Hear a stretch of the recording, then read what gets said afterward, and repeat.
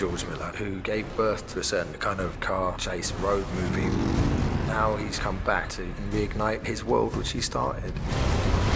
It really is a reimagination, and you can enter it and experience something spectacular.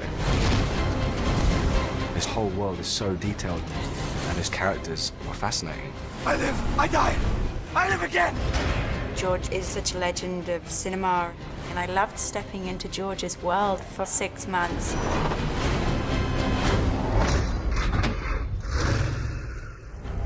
About 12 years ago, I was on a long flight between Los Angeles and Sydney, and the movie Fury Road came unbidden and played in my head. Here we go! And by the time I landed, I told my colleagues, I think I've got another Mad Max movie. It was an opportunity to use the new technologies and yet still do real people and vehicles in chaos.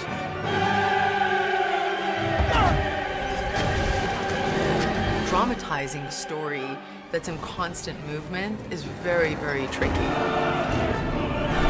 But to George, it's what he thrives in.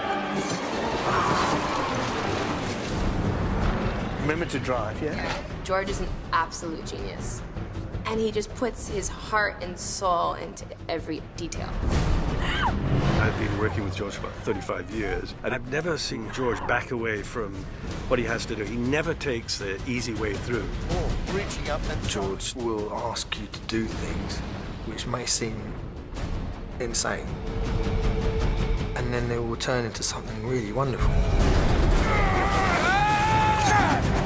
He flipped trucks and he blew things up and he attached people, including me, to things which were far too high. He did that for 6 months until he got everything he wanted.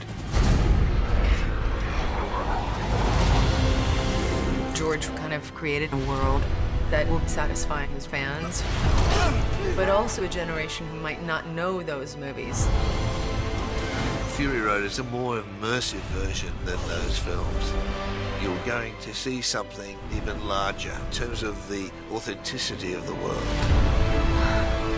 George has spent a lot of time working out everything in the Mad Max world. I think people are going to go berserk when they actually get a full glimpse of the rest of the thing. You're not really in a movie. You're in George's head.